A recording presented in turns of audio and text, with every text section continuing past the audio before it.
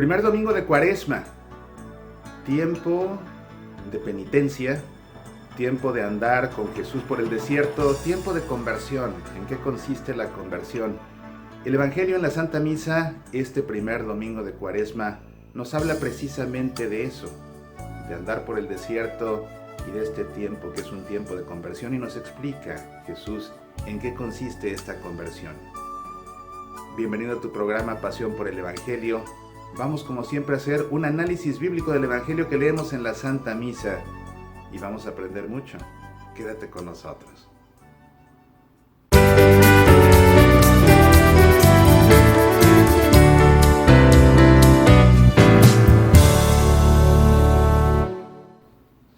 Celebramos el primer domingo de Cuaresma en este ciclo litúrgico B, en el que principalmente nos enfocamos en la lectura del Evangelio según San Marcos, aunque en este tiempo de Cuaresma también recurriremos frecuentemente al Evangelio según San Juan. Vamos como siempre a hacer la lectura del texto del Evangelio que leemos en la Santa Misa, para después hacer un análisis bíblico y concluir con un momento de oración. Vamos como siempre a ponernos primero que nada en presencia del Padre y del Hijo y del Espíritu Santo. Amén. El Evangelio nos cuenta lo siguiente. El Espíritu llevó a Jesús al desierto, donde fue tentado por Satanás. Durante 40 días. Vivía entre las fieras y los ángeles lo servían. Después que Juan Bautista fue arrestado, Jesús se dirigió a Galilea. Allí proclamaba la buena noticia diciendo: el tiempo se ha cumplido, el reino de Dios está cerca. Conviértanse y crean en la buena noticia. Muy corta el texto que leemos en esta ocasión en la Santa Misa de este Evangelio según San Marcos. Así que vamos a proceder a hacer el análisis bíblico. Primero que nada, en esta ocasión leemos dos perícopas tomadas del Evangelio según San Marcos. A pesar de que el texto que leemos en la Santa Misa es tan breve, leemos dos perícopas que también resultan muy breves en el Evangelio según San Marcos. En primer lugar vemos la perícopa de las tentaciones en el desierto y la segunda, el grito inaugural del reino de Dios. El contexto inmediato de estas dos perícopas está formado, lógicamente, por lo que sucedió justo antes y lo que sucederá justo después. Justo antes de esto aparece en el Evangelio según San Marcos la perícopa de la unción mesiánica de Jesús, que consiste en su bautismo en el Jordán de manos de Juan el Bautista. Y después de que Jesús haga este anuncio, este primer gran anuncio del reino de Dios, veremos la perícopa de la vocación de los 4 primeros discípulos. Si has seguido el programa Pasión por el Evangelio, y no solo eso, si has ido a misa todos estos domingos, como debe ser, te habrás dado cuenta que esto ya lo habíamos leído. En la Santa Misa esto ya lo habíamos leído. ¿Por qué? Porque estamos leyendo el Evangelio según San Marcos, y el Evangelio según San Marcos comienza justamente con todo esto. No cuenta Marcos ningún evangelio de la infancia, como lo harán después cuando escriban más tarde Mateo y Lucas. Así que esto ya lo habíamos leído en la Santa Misa y ya lo habíamos también analizado aquí en Pasión por el Evangelio. Sin embargo, es muy importante detenernos a hacer un análisis considerando el contexto litúrgico en el que estamos leyendo este texto, que es el contexto de la Cuaresma.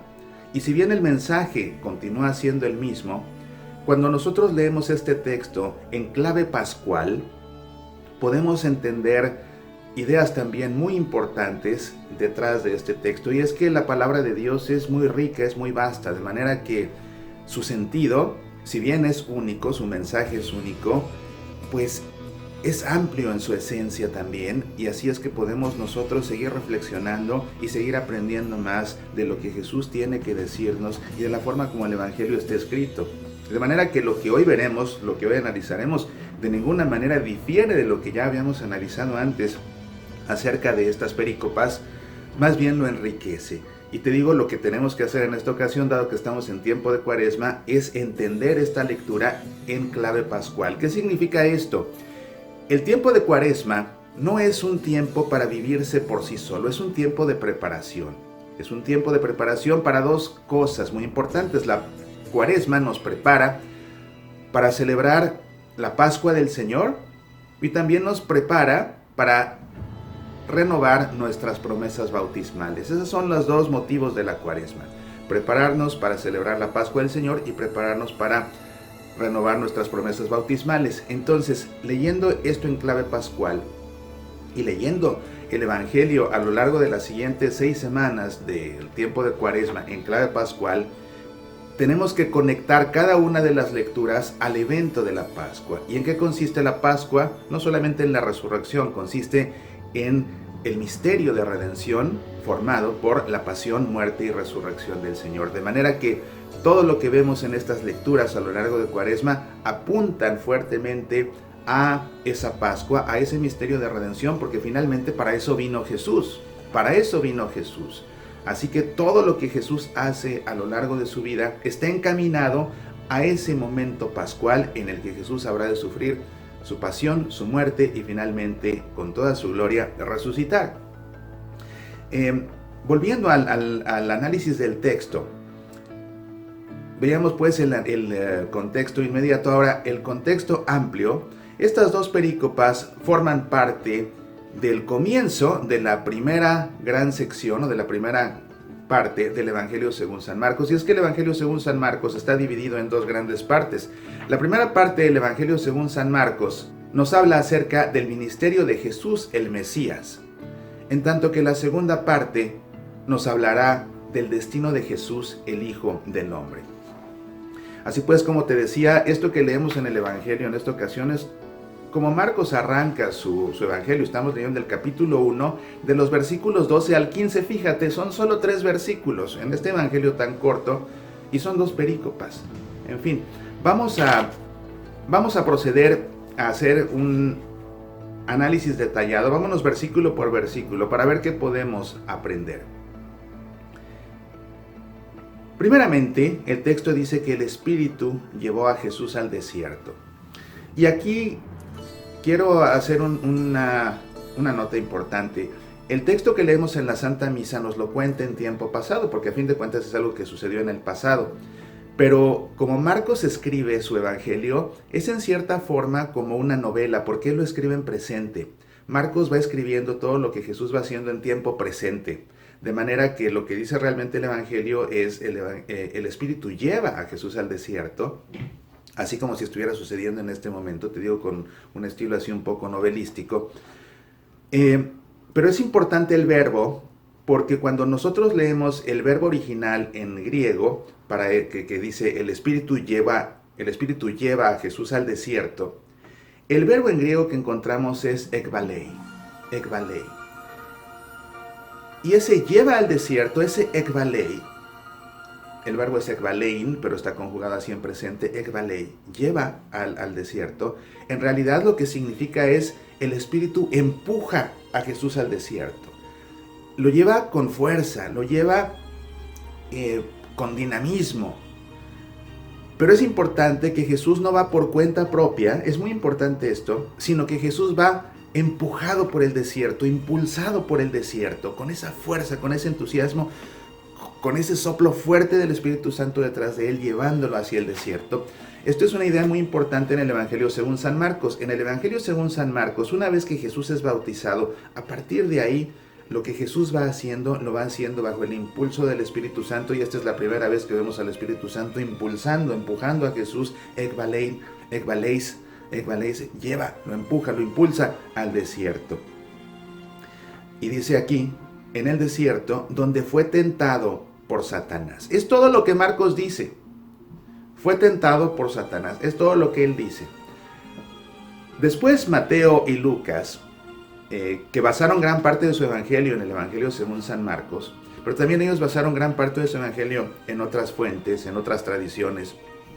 Ellos sí recogerán esos datos de las tentaciones, o ellos escribirán acerca de esas 3 tentaciones que Jesús padeció en el desierto. Ya sabes que el demonio le dijo, convierte esta piedra en pan, que le dijo, sube al pináculo del templo y arrójate, porque está escrito que los ángeles del Señor te protegerán, si me adoras te voy a dar todos los reinos. Esas tentaciones no las registra Marcos, él se limita a decir que fue tentado por Satanás, es todo lo que dice. Pero conocemos por Mateo y por Lucas cuáles fueron esas tentaciones.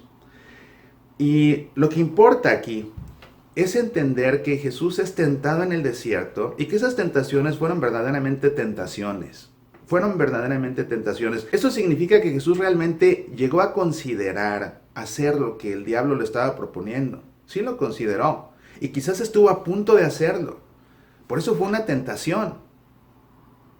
Sin embargo, Jesús supo someter al demonio y Jesús supo vencer esa tentación.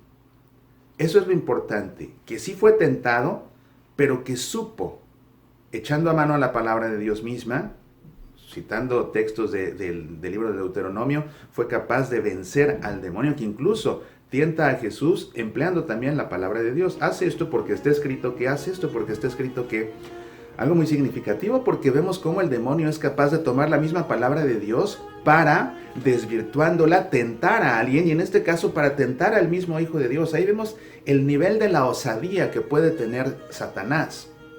Valerse de la palabra de Dios y distorsionar su sentido para tentar nada menos que al Hijo de Dios. Imagínate entonces lo que hará con nosotros si no estamos alertas.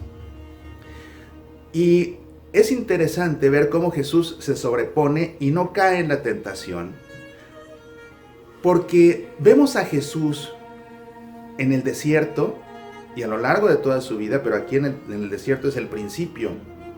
Se está preparando para su vida pública, acaba de ser bautizado. Estamos viendo a Jesús como el nuevo Adán. Una idea fundamental a lo largo de este tiempo de Cuaresma es ver a Jesús como el nuevo Adán. ¿Por qué? Porque lo que está haciendo Jesús es componer aquello que Adán echó a perder. Y si te fijas de qué manera Adán echó a perder las cosas, Adán cayó en la tentación, caer en la tentación lo llevó a pecar, y la consecuencia del pecado es que le sobrevino la muerte. ¿Ves? Tentación, pecado, muerte. Adán cayó en la tentación, al caer en la tentación cometió un pecado, al cometer el pecado le sobrevino la muerte. No se le impuso Dios, no se le envió como castigo. Esa muerte fue la consecuencia de su desobediencia, la consecuencia de su pecado, y ese pecado fue consecuencia de haber caído en la tentación desobedeciendo a Dios. Y en el caso de Jesús en el desierto vemos exactamente lo contrario. Vemos, y leyendo nuevamente este texto en clave pascual, vemos precisamente que Jesús está haciendo lo contrario. Es decir, Jesús obedece a su Padre, Jesús no cae en la tentación. Al no caer en la tentación, Jesús no comete pecado. Vence el pecado. Y venciendo el pecado, Jesús podrá vencer la muerte. ¿Ves la conexión? Y esa es la importancia tan grande de que Jesús haya vencido la tentación. Porque hay veces que nos quedamos con la idea de que, bueno, es que Jesús se parece a todos menos en el pecado, porque era el Hijo de Dios, era perfecto, era toda bondad, era todo amor, entonces Jesús no pecó. A fin de cuentas, Jesús era Dios, es la segunda persona de la Trinidad encarnada, entonces por eso no pecó. Sí, eso clarísimo, pero lo que es muy importante es entender el propósito y el valor salvífico de que Jesús no haya caído en la tentación ni en el desierto ni después, porque después el demonio lo seguirá tentando en su vida. Lo importante es que Jesús, al no caer en la tentación, no peca. Al no pecar, Jesús está sometiendo al pecado, está venciendo al pecado.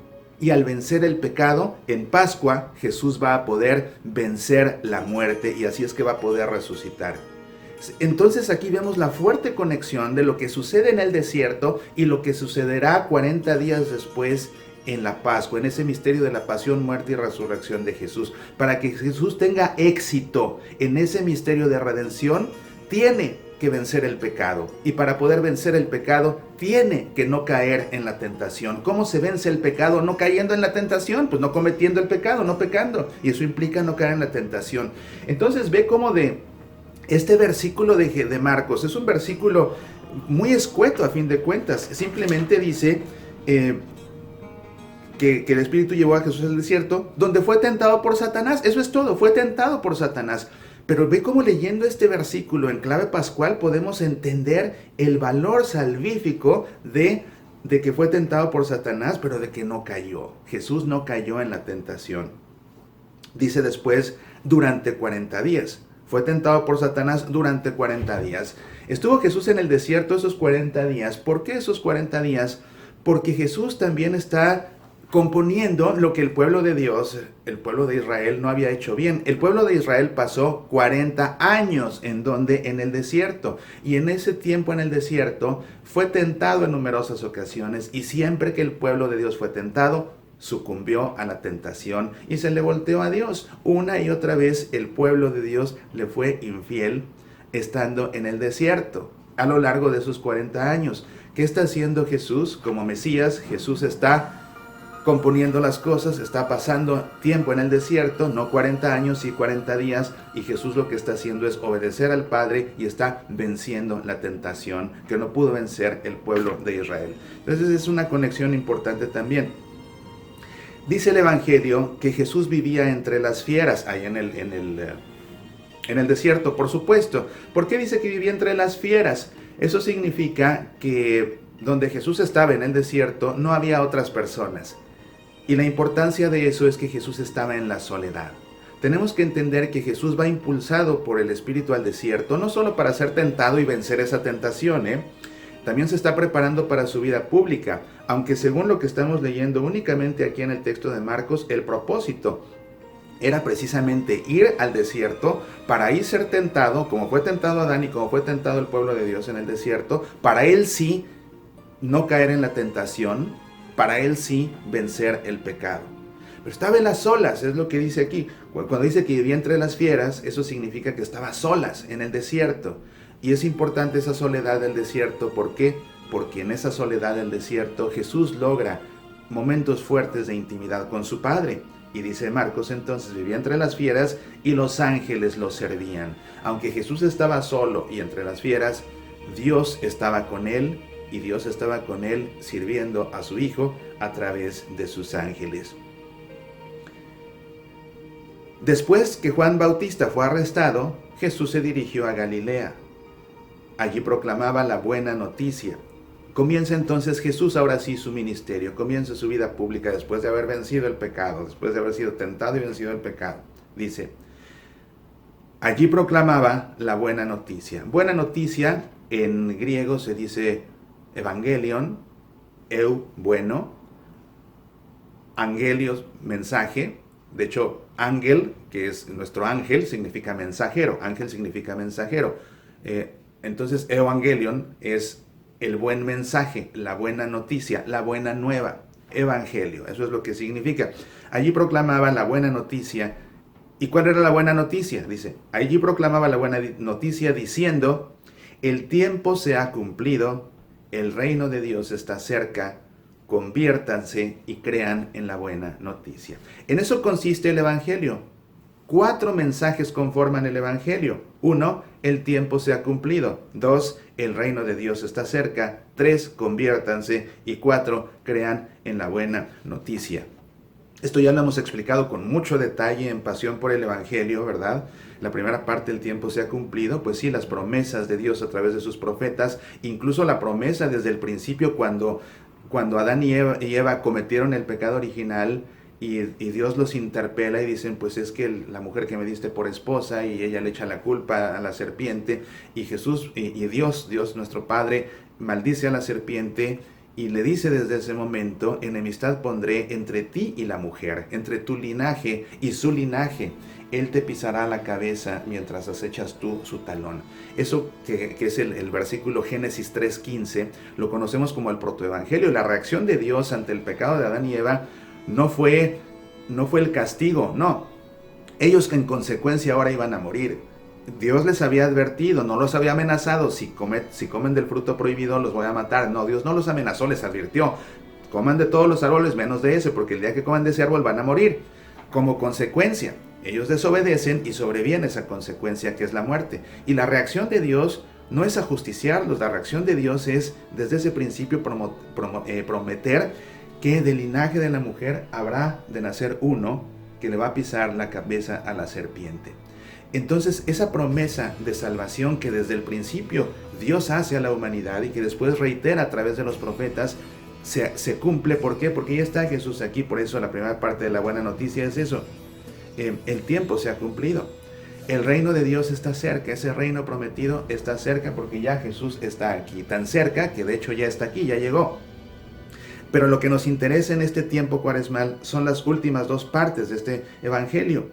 Conviértanse y crean en la buena nueva. La primera palabra fundamental, conviértanse. Y llama la atención, es lo primero que dice Marcos, lo primero que dice Jesús en el Evangelio según San Marcos. Así es como empieza, es lo primero que sale de su boca, todo esto.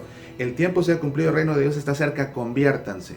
Conviértanse. La primera instrucción que da, la primera instrucción que sale de la boca de Jesús en el Evangelio según San Marcos, muy, muy importante. La primera instrucción, la más importante a fin de cuentas.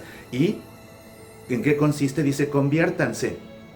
Cuando vemos el texto original en griego, dice Jesús, metanoeite, o metanoite. El que escribe metanoeite, pero lo podemos pronunciar como metanoite.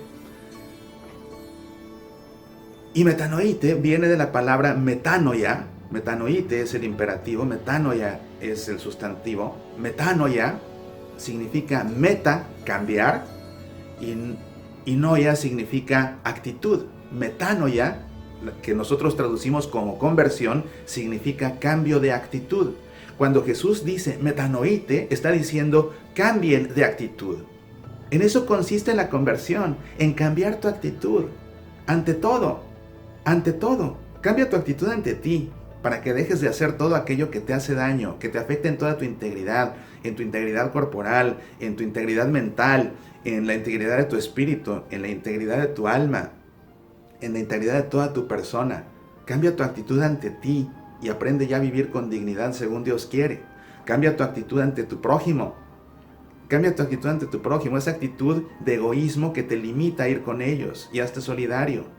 Esa actitud de arrogancia que no te deja ser comprensivo con los demás. ¿Ves? Cambia tu actitud ante la gente. Cambia tu actitud ante Dios. Cambia tu actitud ante Dios. Vuelve a Él. Deja de considerarlo alguien que no existe, como si no existiera. Acércate a Él. Mantén una relación personal con Él. Cambia tu actitud hacia Dios, tómatelo en serio y considéralo como quien es. Ya deja de estar cambiando sus palabras, deja de estar cambiando el sentido de lo que Él enseña para acomodártelo a como tú quieras. Jesús, fíjate, todo esto que está haciendo en Cuaresma está encaminado a morir en una cruz para después resucitar. A morir en una cruz. En ningún lado Jesús lo vas a ver dándote permiso de hacer todo lo que te dé la gana. No. Dios no es alguien a quien no le importen nuestros pecados y que diga, no importa, yo te amo, tú síguele. No vas a ver nunca a Dios, nunca vas a ver tampoco a Jesús, que es su Hijo, diciendo, tú sigue con tu pecado. No me importa, te amo tanto que no me importa. No, le importa y sí que le importa. Y le importa tantísimo tu pecado y el mío, que por eso va a morir en una cruz. A ese grado va a llegar porque así le importan nuestros pecados. Va a morir en una cruz para poder salvarnos. Entonces cambia tu actitud ante Jesús y deja de estar convirtiéndolo en un hippie huele flores ahí, que todo está bien, que todo es amor y paz, que no es así. No es así el Jesús del Evangelio. Y lo vamos a ir viendo en este tiempo de Cuaresma. Cambia tu actitud ante ti, cambia tu actitud ante tu prójimo, cambia tu actitud ante Dios. En eso consiste la conversión, es lo que Jesús dice. Conviértanse, metanoite, cambien de actitud. Y dice, cambien de actitud, conviértanse y crean en la buena noticia, crean en el Evangelio. Pero sabes que cuando leemos este texto en griego, en realidad está traducido al español como crean, pero en el Evangelio en griego, fíjate, dice pisteute en to evangelion. Pisteute en to evangelion. Pisteute. Pisteute es el imperativo, también el sustantivo es pistis. El verbo sería pistein, aquí dice pisteute. Eso significa, no tanto crean, eso significa confíen. La palabra griega pistis significa confianza. ¿Y qué crees? Esa palabra pistis se tradujo al latín como fides. Fides significa confianza. Y nosotros tradujimos al español esa palabra fides como fe. Fe. ¿Pero qué significa fe? ¿Creer? No. Fe no significa creer. Fe significa confiar. Fe significa confiar, porque eso significa la palabra fides, porque eso significa la palabra pistis. Y es lo que dice Jesús: confíen en la buena nueva, confíen en el Evangelio, confíen, porque no basta que crean que es la palabra de Dios. Santiago dirá que hasta el diablo cree que Dios existe, hasta el diablo cree en Dios. ¿Y de qué le sirve? A nadie le sirve creer que Dios existe, a nadie le sirve creer y estar seguro y convencido que Jesús es el Hijo de Dios, a nadie le sirve estar convencido que el Evangelio es la palabra de Dios. Lo que nos sirve es confiar en ese Dios, lo que nos sirve es confiar en su palabra. Porque cuando confiamos en Jesús y cuando confiamos en su palabra, aceptamos su voluntad, aceptamos su palabra, en lugar de estar distorsionándola y acomodándola a nuestro antojo, capricho y conveniencia. Eso fue lo que dijo Jesús entonces, traduciéndolo tal cual de como está escrito en griego: metanoite que pisteute en to evangelio. Metanoite que pisteute en to evangelio, eso significa cambien de actitud y tengan confianza en la buena noticia. Cambien de actitud y confía. Cambia de actitud y confía en el Evangelio. Cambia de actitud y confía en el Evangelio. Y así es como arrancamos este camino cuaresmal que es para meternos al desierto. Es un tiempo de penitencia, por eso los colores litúrgicos serán morados, salvo el cuarto domingo, que será el domingo del Etare, el domingo de la alegría, que será como llegar a un oasis en el camino del desierto. Por eso es que no hay flores en el altar, no hay flores, aquí tampoco, como es tiempo de cuaresma, no tenemos flores, no tenemos ninguna planta, tenemos unas varas secas, porque estamos en el desierto, tiempo de penitencia, tiempo de estar en el desierto a solas con Jesús. Vamos a ser tentados, claro, porque tenemos que estar sometidos a penitencias simplemente los viernes, los días de ayuno, y los viernes que no podemos comer carne y que todo se nos antoja. Y vamos a ser tentados, a eso tan simple. Pero es el tiempo de cuaresma, para que cuando nosotros enfrentemos cualquier tentación, nos acojamos con más fuerza a Jesús y le pidamos que envíe sobre nosotros ese espíritu que lo impulsó a ir al desierto, para que nos ayude a vencer la tentación, para que venciendo la tentación podamos junto con Él vencer el pecado, y venciendo el pecado entonces también seamos merecedores de la resurrección que Él habrá de ganar para nosotros en la Pascua. El tiempo de cuaresma es un tiempo muy importante. Te recomiendo que vayas a nuestro sitio semillasparalavida.org y debajo del reproductor de Semillas para la Vida, que es nuestro programa de radio, vas a ver una sección nueva que se llama Especiales de Cuaresma. Ahí vas a ver 3 cosas, por favor síguelas. La primera, vas a ver el audio de una conferencia que dicté, que se llama Tiempo de Cuaresma, Preparación hacia una fe adulta. Por favor escucha esa conferencia, te va a explicar todo el sentido, el significado, el itinerario litúrgico de la Cuaresma y cómo hacer que la Cuaresma realmente sea un tiempo de crecimiento espiritual y de crecimiento en la fe. Otra parte que puedes ver en esa sección especial es el video en el que hago una reflexión muy profunda de la hermosísima homilía que el Papa Francisco predicó el miércoles de ceniza, que tiene por título Detente, mira y vuelve. Tremenda homilía que nos predicó el Papa el miércoles de ceniza y que nos marca realmente un plan espiritual para esta cuaresma que vale la pena seguir. Y la tercera sección es que vas a ver una serie de láminas que estaré haciendo, comencé ayer, estaré haciéndolas una por día, en las que precisamente iré recogiendo cada una de las ideas de esta homilía del Papa, para que tú puedas verlas y para que puedas ir reflexionando cada día sobre cada una de ellas, y no solo reflexionándola, sino para que cada día te la tomes como tu tarea a realizar para ese día, y así vayas creciendo en tu fe, vayas creciendo como persona, vayas cambiando tu actitud, porque realmente esa homilía es una homilía que nos lleva a esa metanoia. Esa homilía del Papa Francisco es una homilía muy práctica, además de que es hermosa. Estaba súper inspirado, haz de cuenta que compuso un poema, Es más, aquí la tengo. Y mira simplemente cómo termina. Te voy a decir cómo termina. Dice: Vive sin miedo para experimentar la ternura de curación y reconciliación de Dios. Que el Señor sane las heridas del pecado y cumpla la profecía de nuestros padres. Te daré un corazón nuevo. Pondré en ti un espíritu nuevo. Te quitaré el corazón de piedra y te daré un corazón de carne. Detente, mira, vuelve. Así termina el Papa este poema de homilía que nos dio, pero aparte con una serie de recomendaciones tan prácticas que si en verdad, cada día te tomas una y conscientemente la ejercitas, te aseguro que esta Cuaresma va a ser realmente un tiempo de conversión, va a ser un tiempo de cambiar de actitud. Porque cada recomendación que nos da el Papa es una metáfora y es un cambio de actitud. De veras, por favor, visite esa sección especial en semillasparalavida.org y ahí puedes ver también, debajo de esa sección especial de Cuaresma, puedes ver todos nuestros programas de Pasión por el Evangelio para que sigas aprendiendo acerca de la palabra de Dios, si es que te has perdido alguno o si es que apenas nos estás sintonizando. Pues bien, queridos amigos,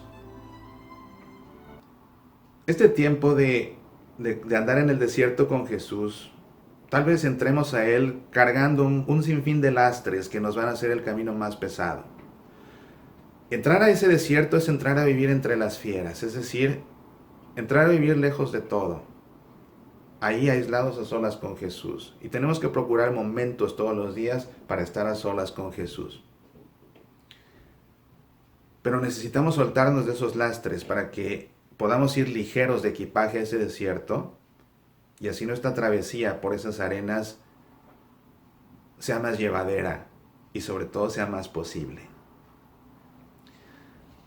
Así que con esta idea en mente, te invito a que hagamos una oración y te pido que, como siempre hacemos, por un momento cierres tus ojos, pongas tu mano sobre tu corazón y en tu interior hagas eco a estas palabras. De la frialdad que nos hace indiferentes hacia tus cosas, líbranos, Señor. Del vacío que es consecuencia de la falta de oración, líbranos, Señor. De la tristeza que es fruto de poner nuestros ojos en lo que no es importante, líbranos, Señor. De la abundancia que nos convierte en egoístas, líbranos, Señor. Del ruido que nos deja sordos a tu palabra, líbranos, Señor. De las riquezas que nos pierden y nos endiosan, líbranos, Señor. Del mal que nos tienta y nos dice ser lo que no somos, líbranos, Señor. De los pecados que no nos dejan crecer como cristianos, líbranos, Señor. Amén.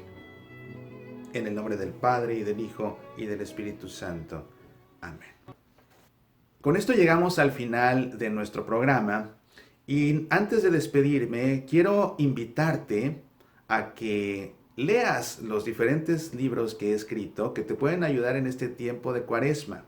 Uno de ellos sucedió en Jerusalén. Es un libro en el que vas a leer la historia de la pasión, pero como si estuvieras ahí entre los apóstoles, como si estuvieras detrás de un árbol en el huerto de los olivos viendo a Jesús sudar sangre, como si estuvieras tú también sentándote en un hueco en torno a la hoguera donde está Pedro sentado en el patio de la casa del sumo sacerdote cuando lo comienzan a descubrir y él comienza a negar a Jesús. Es un libro para que te metas en el Evangelio y ahí poco a poco vayas viviendo muy de cerca esa pasión, ese misterio de redención. Sucedió en Jerusalén. Otro libro que también te recomiendo encarecidamente, Nuestra familia al pie de la cruz. Todas las familias cargamos innumerables cruces, todos. Los papás cargan sus cruces, los esposos cargan sus cruces, los hijos, los hermanos cargan sus cruces, también los abuelos cargan sus cruces. ¿Cómo dar sentido a esas cruces si no es al pie de la cruz de Jesús? Nuestra familia al pie de la cruz, te lo recomiendo también encarecidamente. O puedes también, en vez de leer el libro, o además de leer el libro, mejor dicho, puedes también escuchar el audio. No es un audiolibro, Es una meditación, de hecho es la meditación de las 7 palabras, Nuestra familia al pie de la cruz. Puedes escucharla como un ejercicio de oración y hacerlo, por supuesto, con toda tu familia. Y también está al pendiente, porque está por publicarse, mi siguiente libro, Judas, traidor o instrumento de Dios. Está al pendiente. Ya muy pronto estará también disponible para que puedas leerlo en este tiempo de Cuaresma. Y finalmente te reitero la invitación a que nos acompañes en el retiro espiritual Camino, Verdad y Vida, un retiro de fin de semana, un retiro de encierro en nuestra casa de retiros en la Arquidiócesis de Seattle, del 2 al 6 de abril. Un retiro en el que tendremos un taller de oración, en el que también tendremos numerosas conferencias para hacer análisis profundos de textos del Evangelio y que de ahí aprendamos cómo crecer como cristianos, cómo crecer en el amor, cómo amar a las personas que nos rodean, cómo mejorar nuestra relación con Dios mismo. También te enseñaré a superar el rencor, a vencer el resentimiento y a perdonar, para que también aprendas a llevarte con aquellas personas que te han hecho daño o que te hacen daño. Y también te enseñaré muy a fondo y con lujo de detalle en qué consiste la Santa Misa de principio a fin. ¿Por qué decimos lo que decimos? ¿Por qué hacemos lo que hacemos? ¿Por qué nos hincamos? ¿Por qué nos ponemos de pie? Todo lo que es el misterio de la Santa Misa te lo explicaré con lujo de detalle. Habrá confesión, habrá Santa Misa, por supuesto.